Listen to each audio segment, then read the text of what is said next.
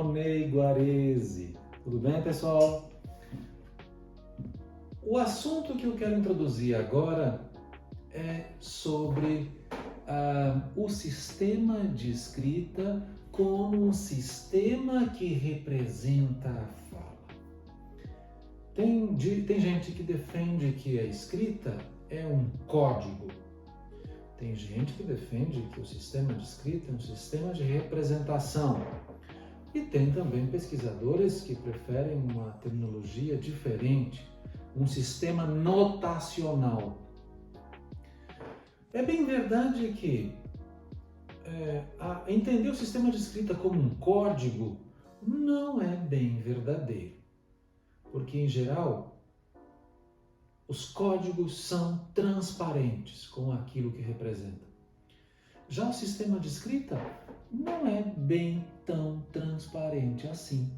Veja, o som J pode ser representado pela letra J na escrita, pela letra G diante de E e diante de I. Então veja que por haver algum nível de opacidade nas relações entre fala e escrita, entender o sistema de escrita como um código não é bem verdadeiro. Bom, o sistema de escrita ele é um sistema alfabético. O que isso significa dizer?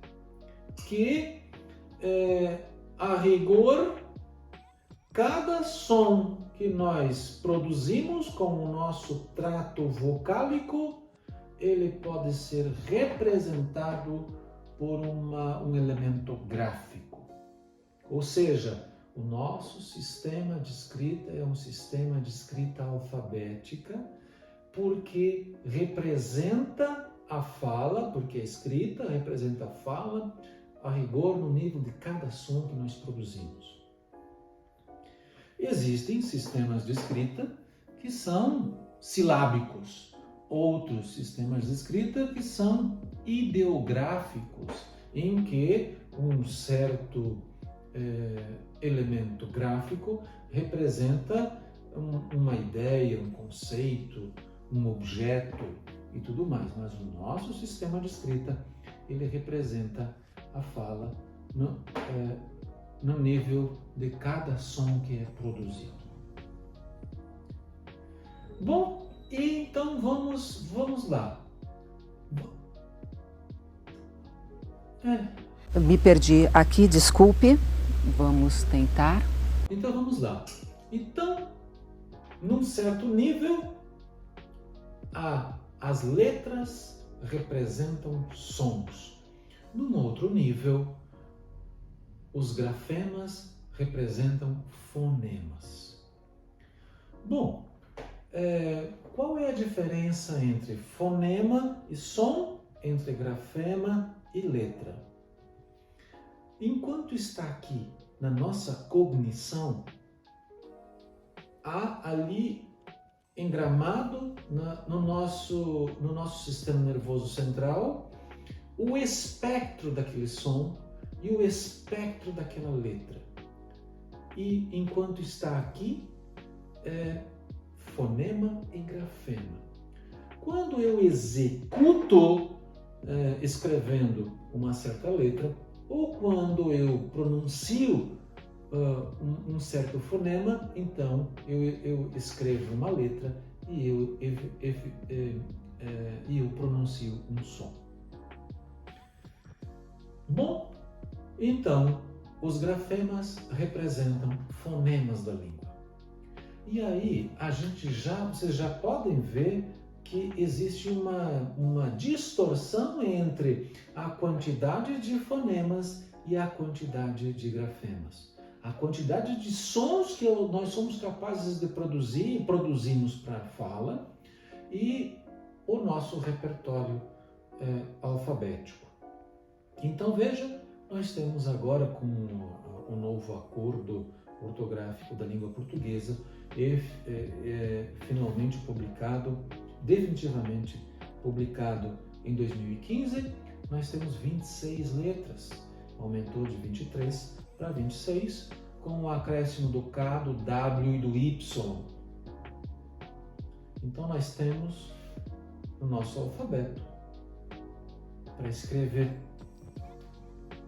para representar toda a nossa fala, 26 letras. Mas são apenas 26 letras para representar mais de 30 fonemas. Mais de 30 fonemas. Tem gente que, a maior parte dos pesquisadores, entende que tem 31 fonemas. Alguns chegam até a dizer que tem 34 fonemas. Bom, os fonemas... por que talvez a gente tenha menos letras do que o nosso repertório de fonemas e de sons possíveis de serem produzidos na língua? Talvez pela limitação de escrever, né, de registrar esses itens gráficos.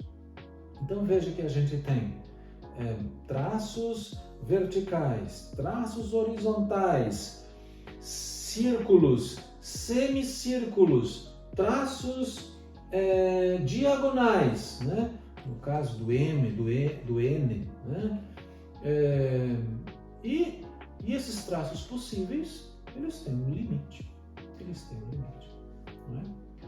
Para compensar isto, nós temos, por exemplo, nas letras minúsculas, nós temos, veja, o mesmo símbolo, a depender de como a direção dele, ele assume um valor sonoro diferente. Então a gente tem o P, por exemplo, em que a bolinha do P minúsculo está virado para um lado e aí esse símbolo com o semicírculo à direita, ele representa o P, né? Por o lado inverso, o Q, né? Para cima, o D e para o outro lado, B. Então veja, é o mesmo símbolo e ele assume valores sonoros diferentes a depender da posição em que ele está, em que ele se encontra. Então é o artifício, digamos assim, que nós convencionamos a atribuir valores sonoros diferentes, dada a limitação possível de se grafar as letras.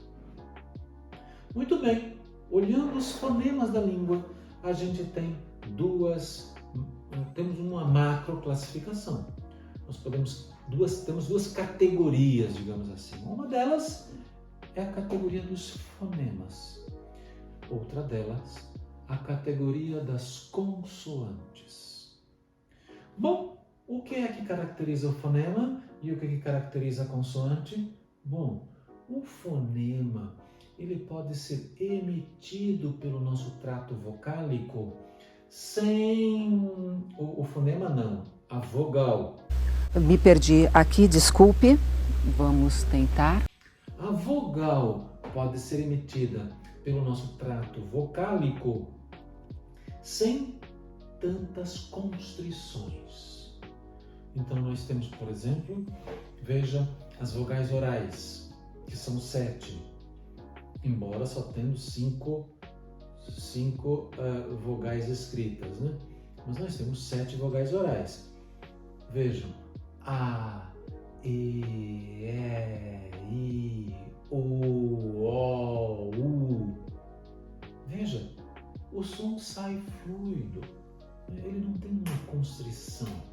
Veja a diferença das consoantes, né?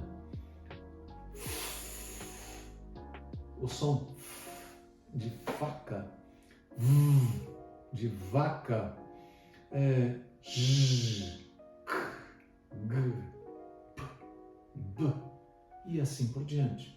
Então veja que enquanto as vogais têm, a gente enche os pulmões de ar, coloca o nosso trato vocálico aqui numa certa postura e numa certa configuração para que ao forçar e o ar sair pelo trato vocálico produzir aquele som, né?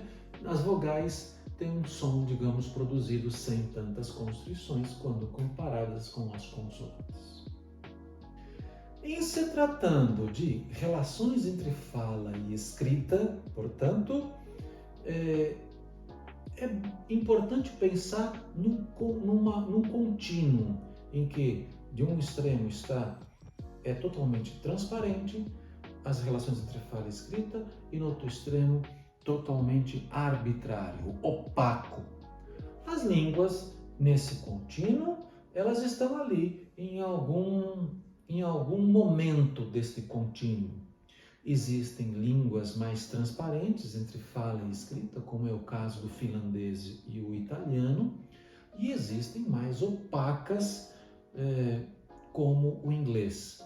A língua portuguesa, digamos assim, está numa coluna do meio. É uma língua intermediária quando se trata de transparência e opacidade entre fala e escrita.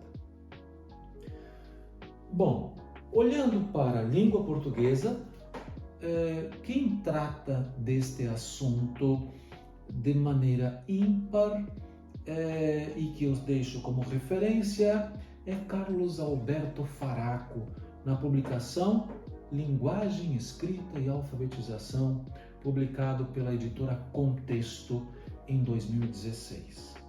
Nessa obra, ele informa as relações possíveis entre as letras e seus valores sonoros e vice-versa. Nisso, ele traz um primeiro conjunto, que são as chamadas relações biunívocas entre fala e escrita. Ou seja, há certas letras que têm sempre um valor sonoro e esse valor sonoro é sempre representado por aquela letra. Como estas letras e estes sons. Na unidade gráfica, então, nós temos a letra P, em que o som que ela representa é sempre P, de pato, pátio, pito e assim por diante. A letra B também tem sempre o mesmo som. B, banana. A letra F também tem sempre o mesmo som, que é faca, cavalo e assim por diante. E o inverso também é verdadeiro, ou seja, sempre quando você tem esse som será representado pela letra F. Ainda a letra V sempre terá esse som, e esse som sempre será representado pela letra V. Ainda o som N, que é o N e o H. Esta forma gráfica NH tem sempre esse som. E esse som sempre será representado pela mesma forma gráfica que é o N e o H. Em nhoque, banho e assim por diante. A letra T sempre terá o mesmo som. Em tabela, gato, trago. Veja, e esse som sempre será representado pela mesma letra, a T. A letra D também tem uma relação biunívoca com o seu valor sonoro. D, né? E esse som D será sempre representado pela letra D. Palha, olha, esse som lha sempre será representado pelo L e o H. E esse som lha sempre será, além de ser representado pela letra LH, pelas letras LH, as letras LH também vão sempre representar este som.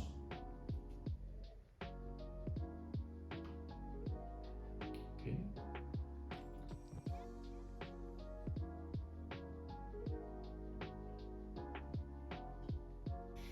Mas, para complicar um pouquinho, nem sempre o contexto determina o valor sonoro. Como exemplo, o fonema J. Veja, Às vezes ele é representado pela letra J e às vezes pela letra G. O fonema J é representado pela letra J em jogo, juba, laranja, mas pela letra G em germe, geral, girassol. O som Z, ele pode ser representado pelo S, pelo Z ou mesmo pelo X. Pelo S, casar. Pelo X. Me perdi aqui, desculpe. Vamos tentar. Pelo X, executar. Pelo Z, azar. Então nem sempre o som Z é representado pelo Z. Às vezes é pelo Z, às vezes pelo S, às vezes pelo X. O som S é representado pela letra S, pode ser representado pela letra S, né? Por exemplo, sujo, mas também diante de E e de I pode ser representado pela letra C, cebola. E por fim, ainda tem o som SH, que pode ser representado pelo CH, pode ser representado pelo X, né?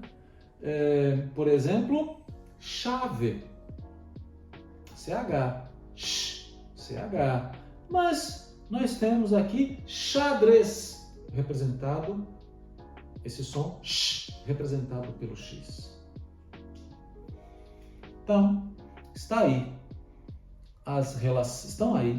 as relações entre os fonemas da língua portuguesa e as suas correspondências gráficas. Relação essa nem tão transparente e nem tão opaco quando a gente compara a língua portuguesa com as demais línguas.